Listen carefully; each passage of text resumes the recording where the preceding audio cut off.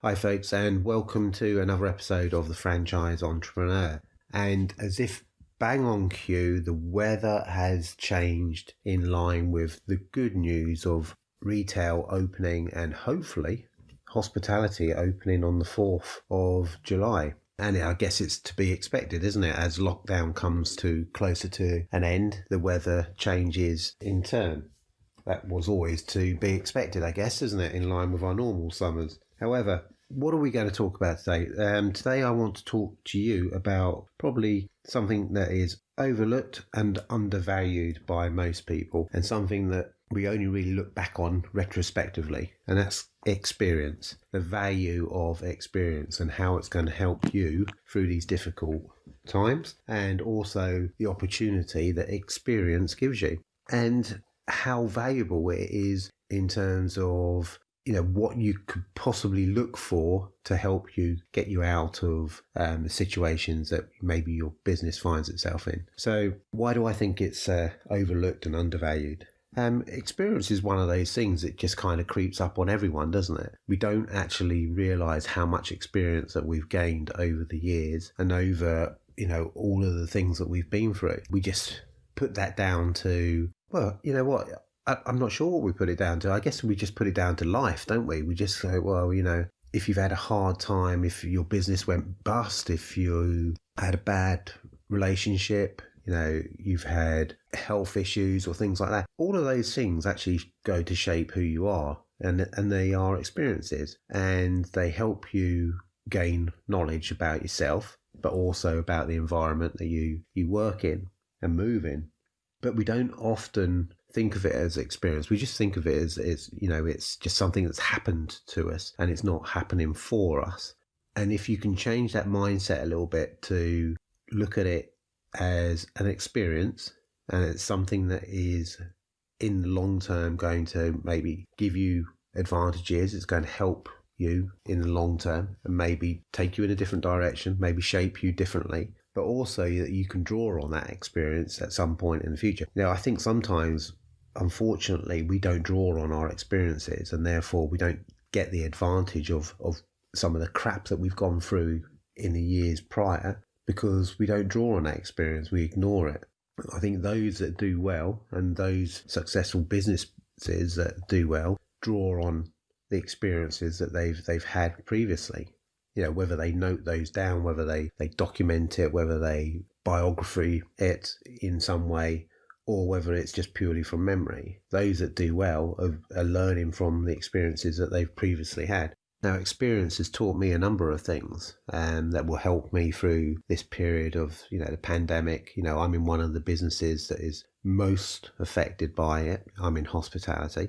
But looking beyond the pandemic, we are in a recession, and I've been through a recession before. I've experienced it. I've made mistakes during that period. I've done some good things during that period. I made lots of observations in that period. So I feel in a very strong position to draw on the experiences that I've had previously in order to help me through this. Now, of course, every event is slightly different, but there are also commonalities there. I'm in franchising. I know what to expect from a recession. I know what businesses did well in the last recession in terms of franchising, which ones were popular, why they were popular, and what to expect. I know where to kind of price those concepts. I know which concepts I should be involved in. I know, did my concept do well, and if it didn't do as well as I expected, why didn't it do well? So I've been preparing behind the scenes for these eventualities, because I've experienced something similar, and that puts me at a massive advantage over some of my competitors.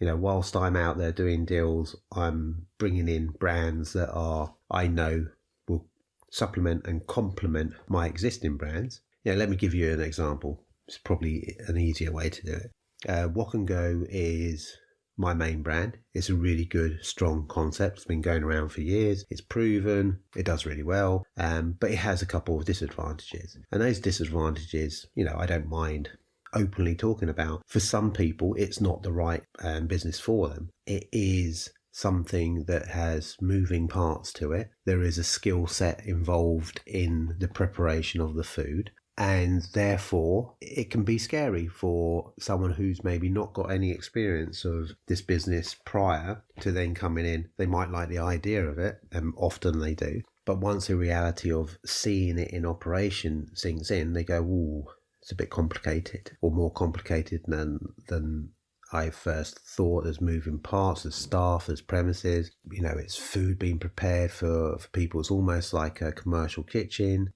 It's a high spec business, and it's a quality product that is produced from it.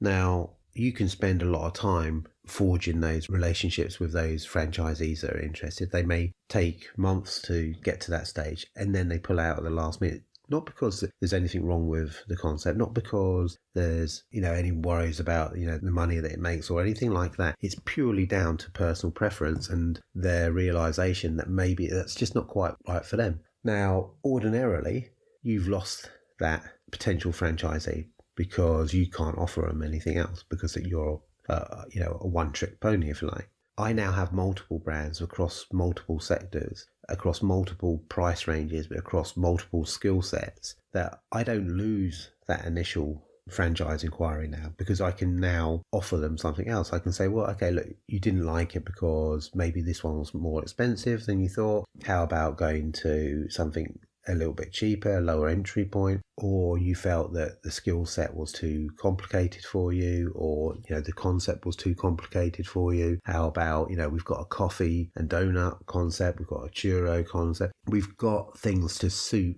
their requirements, and it gives us a great deal of flexibility. Most other brands, in fact pretty much nearly every brand, can't do that. So we don't lose all of that hard work that we've put in at the front end. We just move them into a different area. That's through experience. The only reason I know to do this is through experience.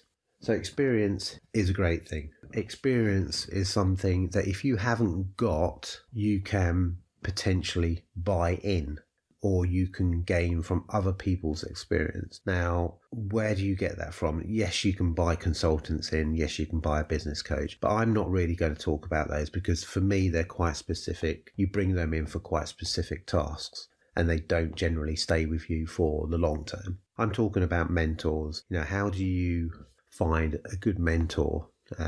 Should you have a mentor? So if you don't have all the necessary experience, or all the experience that you need to get you through these periods, and you've got nothing to draw on because you've not experienced some of these things before, or you maybe just need to bolster the current experience that you've got, you should look to mentors.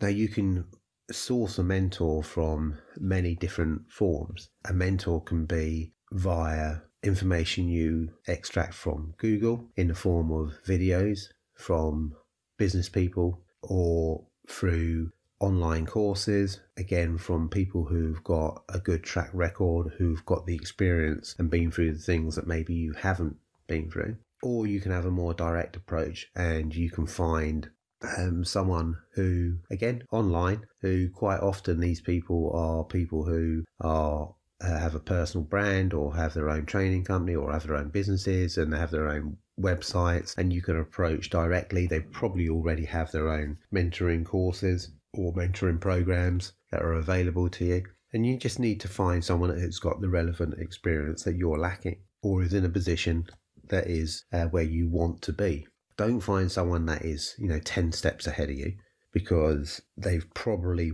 were where you are 20 years ago. That's too far ahead. You want someone that has maybe been through what you've been through, or is someone that's a lot more relevant in recent times. So only a couple of steps ahead of you is perfectly fine. They're going to be far more relevant to you. They're going to be able to guide you through periods like this, like recessions, draw on their experience to fill in the gaps that you're lacking in. You can get mentorship indirectly through audiobooks. Podcasts, a very good form of mentoring as well.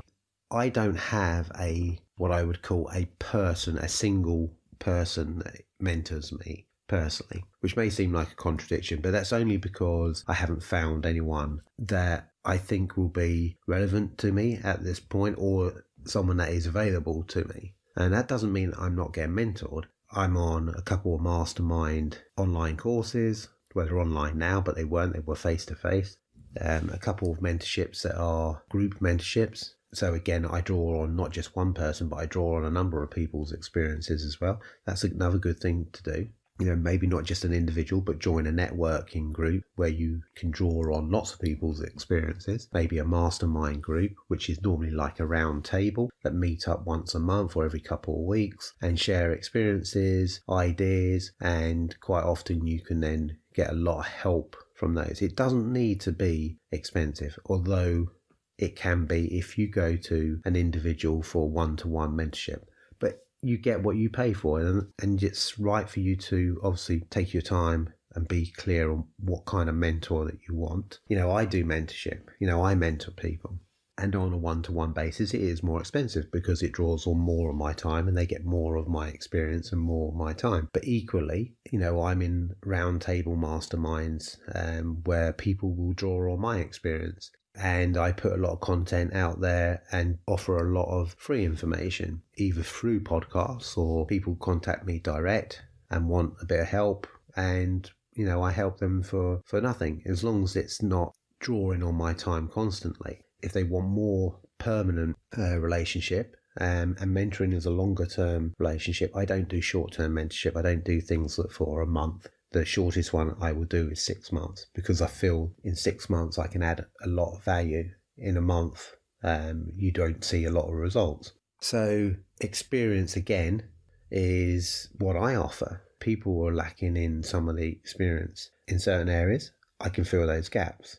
That's the advantage of experience. Again, it opens up opportunities for you if you know how to draw on your experience and use it and leverage it. So I use my experience to mentor other people. It's very difficult to say what makes a good mentor.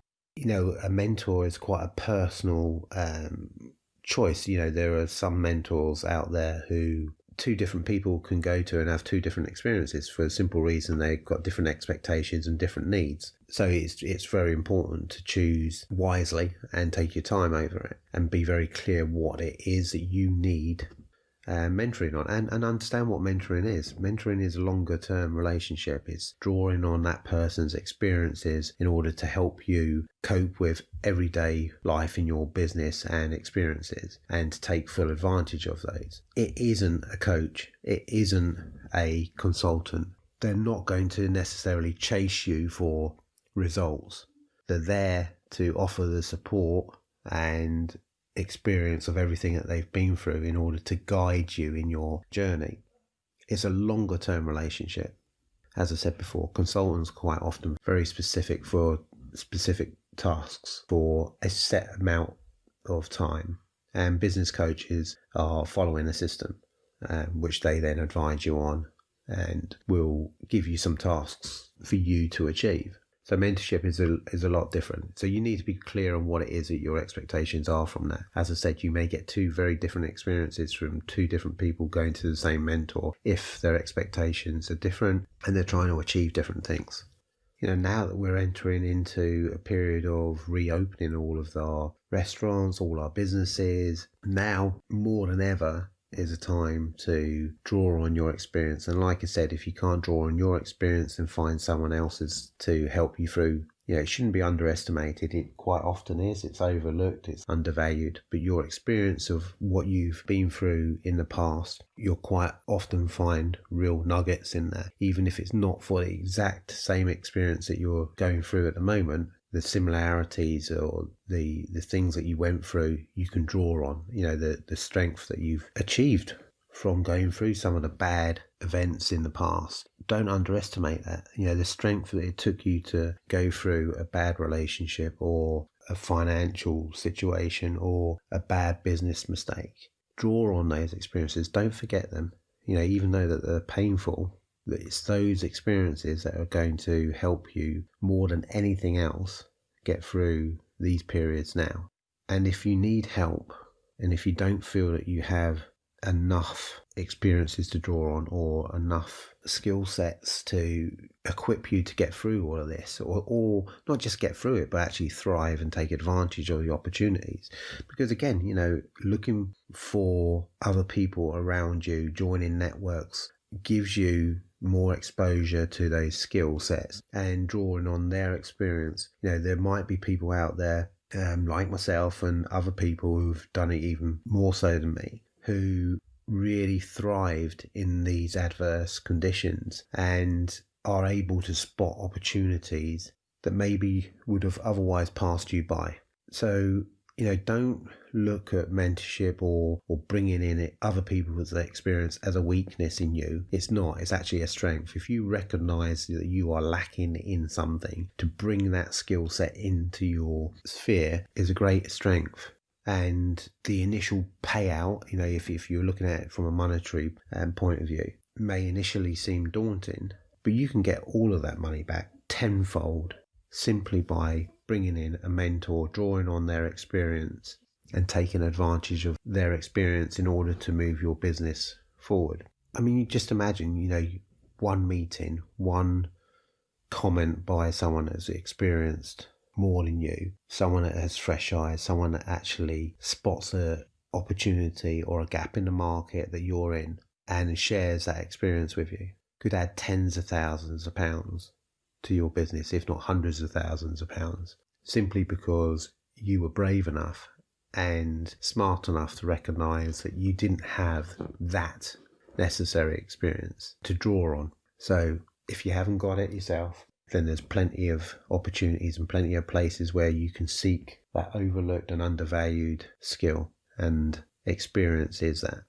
And look, we're coming into this exciting period now, and this is the exciting period, and it's almost like starting afresh in many respects, but it's also the danger period as well, as I've said in previous podcasts. But look, let's stay positive, draw on your experience, look forward to the opportunities that are going to be presented over the next few months. Stay safe, get your businesses open, and enjoy the ride. And I'll speak to you again on Friday. Take care.